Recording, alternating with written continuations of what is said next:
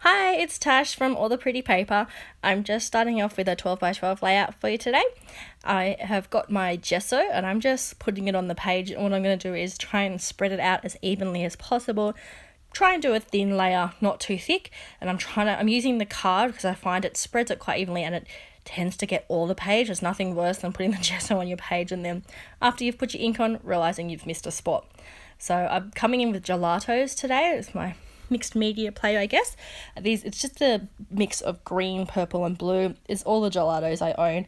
I haven't really used them, so I thought, no, I've wanted these gelatos so bad, I'm going to use them today. So I'm just doing random drawings across the page. No rhyme to it, just having some fun, and then I'm going to come in with some water and try and blend it all together. I was going for a bit of a watercolour effect by blending them all in so that the colours transitioned into each other nicely.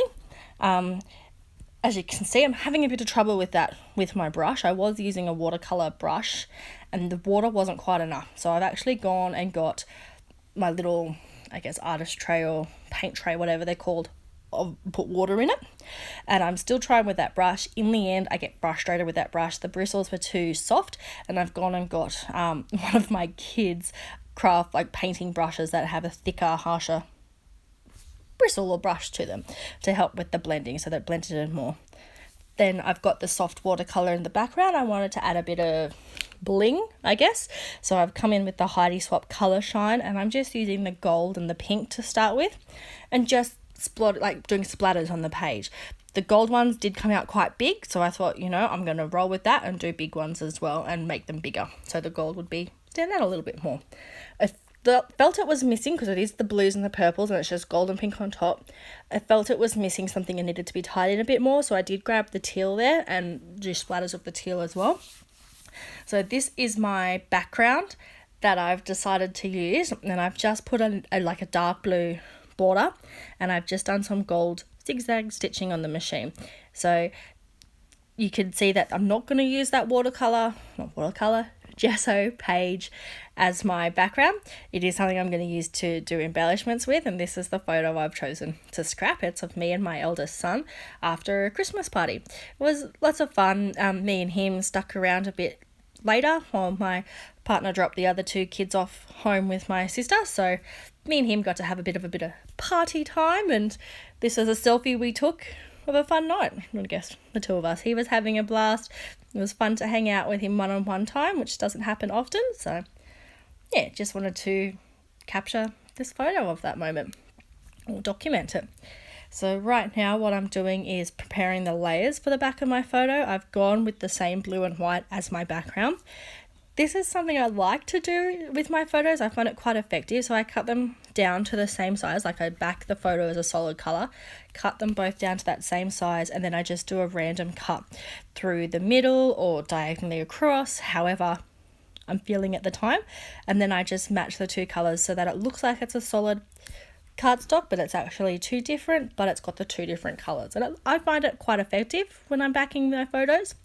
And I've done the tracing paper on top, just because I liked how the tracing paper made it go softer into the solid colours. And then I've decided that instead of just doing two of the colours, two sections of the colour, I'm going to do three. So I'm just backing the photo onto that now and putting some fun foam in between just to give it some depth and make it stand out a little bit. I do get my tracing paper from Riot Craft and I find it so much cheaper to use instead of vellum. That's why I am using the tracing paper. I find it has the same effect. So what I've done is I've taken that gessoed cardstock and I've just grabbed my circle and heart punches and all different sizes, and I have just punched them out, I've just punched them out into different size circles, hearts, and I'm just playing around on the background now, placing them how I kind of want the layout to look. I have drawn some lines on there, as you can probably see, with pencil as a guide. I didn't want to be covering the whole page and then sticking my photo over the top and covering half of the embellishments I've made. So you can see what I meant about the gold splatter, how it's quite large, but it works quite effectively with the circle there. Makes it stand out. You can see the pink and the teal splatters on top of it as well, which is quite nice.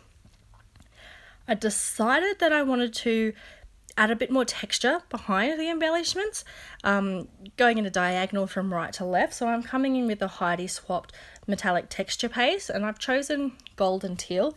Ties in because they're the colours that I've used to splatter on with the colour shine as well. So just wanted to give another dimension to the page by having that behind. I didn't want the entire background to be with the circles, I just wanted to be a diagonal, so just part of it. I thought it would be too much if I did the whole background like that, it'd be too busy, whereas this I just wanted to be a bit softer and have those main embellishments going across.